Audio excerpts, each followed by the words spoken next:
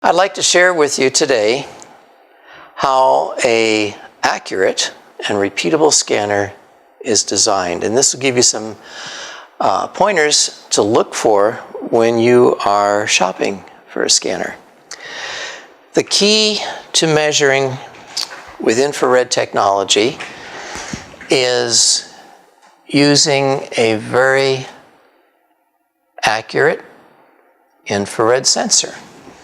They come in a little transistor case. They look like that. And the sensor has a window.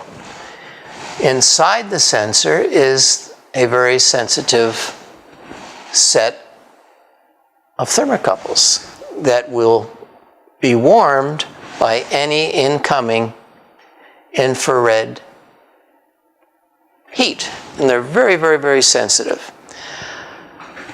If you don't have some way of focusing your target on that sensor, it's basically looking at an ever widening area for its temperature measurement. So without a lens, without any focusing, if we had a warm dot here, or let's say we were scanning a person and we were scanning their spine, and as you know, the dermatomes go this way, and if we're scanning and want to create an accurate record, we want to be able to have our, if you will, pixel size be small enough to detect changes in temperature from dermatome to dermatome, and very, very precisely.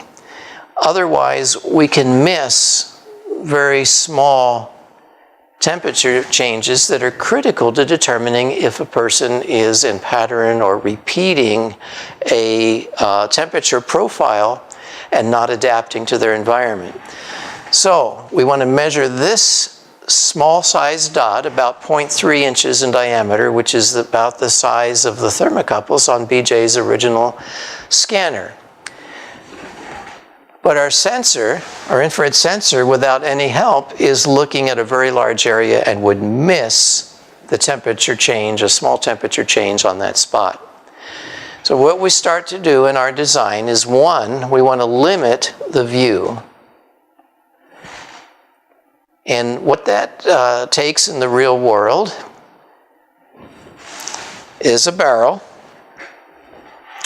whose bore is about the same size as the thermocouple head on the original NCM. BJ did a lot of research and came up with that diameter very accurately. So we put a 2-inch deep barrel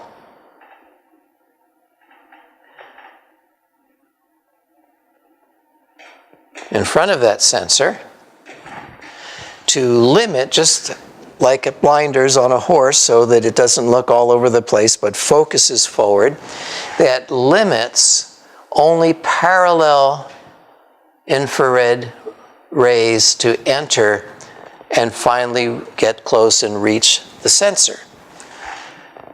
To further enhance, we want a lens here that takes those parallel rays and brings them down to focus on a very small spot within that sensor.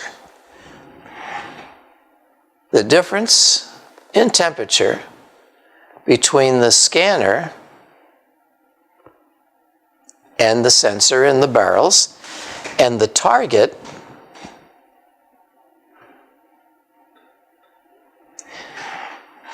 this is the target, the temperature of the man.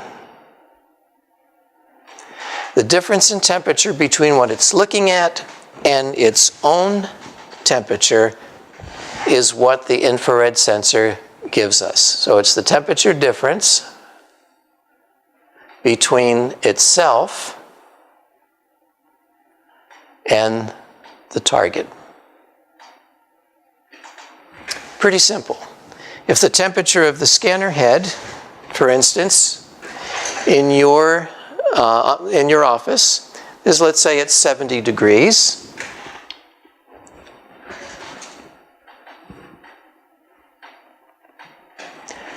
and the temperature output from the sensor is 20 degrees, we know that the target that we're looking at is 90 degrees. If we know the temperature of the scanner head, and we have the output from the infrared sensor, and we add them together, 20 and 70, we have 90 degrees. This is why when you are using the scanner, we have a thermal barrier or a gasket between the head of the scanner, which houses the infrared sensors, and the handle. As you can appreciate, as you hold the scanner, you will warm up the handle. The gasket or thermal barrier allows the head to only warm up very, very, very slowly. Any slow changes in temperature of the head are compensated for within the circuitry, and we remain reading very accurately. This is why we ask you to always hold the scanner by the handle. When you place it in the base holding the handle.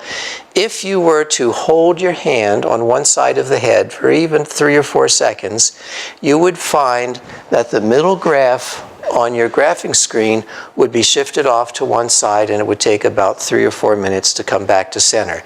That's why we don't like the scanner when it is not being used sitting next to a warm computer or near a window where sunshine is coming in and warming up one side more than the other. We want the head of the scanner to be of a uniform temperature.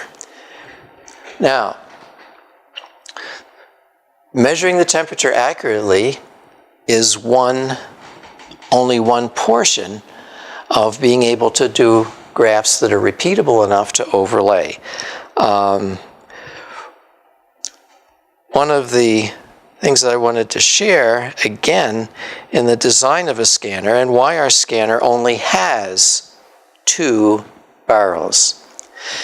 In order to maintain that balance on the head of the scanner, the circuitry that is within the scanner must be laid out, the circuit board itself must be laid out equally, placing amplifiers on both sides equal distant from the center, so any small amount of heat that the electronics generates is generated equally on both, within the head on both sides. You can't have 3 or 5 or any number other than 2 barrels on a device and expect it to be stable and remain stable. The other secret to being able to overlay your graphs very well for being able to do accurate, repeatable work is the ability to measure distance.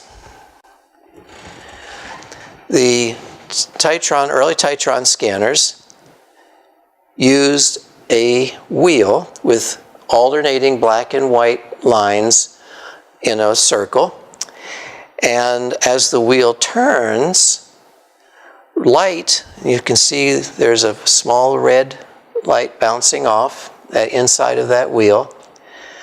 Light bounces off these alternating white and black lines, and as the wheel turns, a photodetector responds and gives us pulses every 1/72nd of an inch as the wheel turns.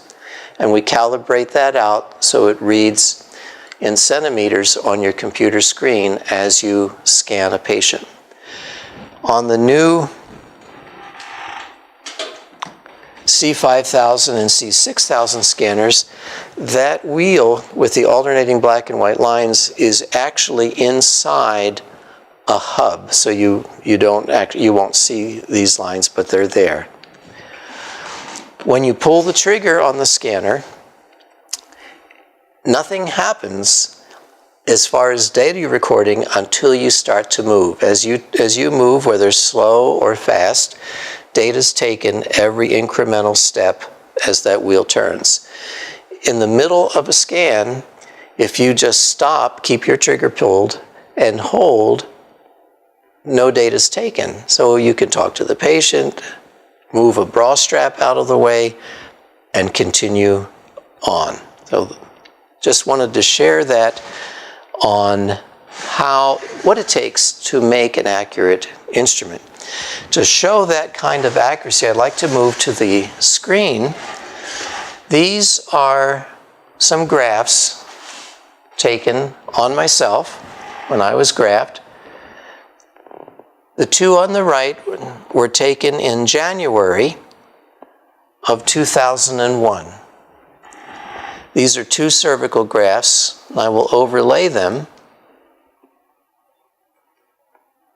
to show you the kind of repeatability that is required in order to see if the body is locked in a temperature pattern that is not responding to the environmental changes. These two lines represent two graphs taken on that day on the right side of my spine. These were read by the right barrel of the scanner. These were read by the left barrel of the scanner. The center graph is what you would have received or seen with the traditional thermocouple device that can only measure differences. So this is the difference in temperature from left to right. If we go back now and go forward to 2011 and bring up these two graphs as well.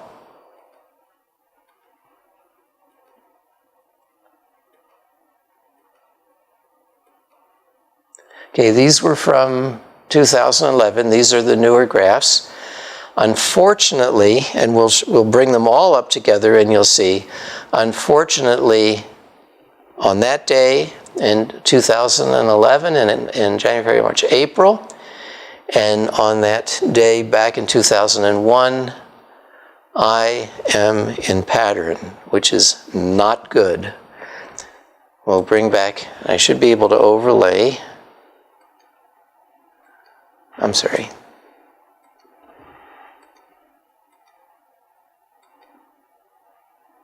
I'll bring up one from each.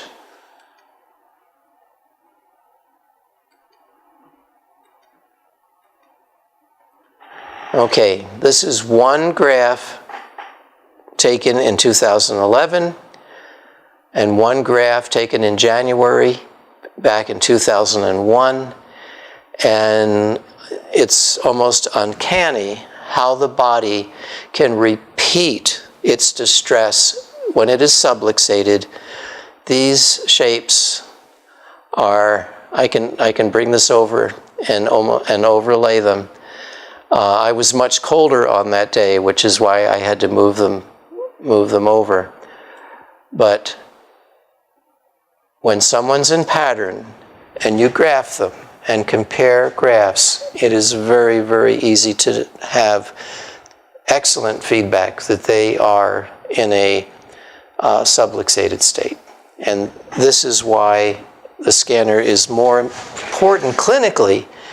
As valuable as a tool it is for doing screenings and explaining chiropractic, clinically the scanner is essential for knowing when and when not, when to adjust and when not to adjust, when a patient is stuck in that sympathetic hyper state or when they're clear. So I thank you for your time.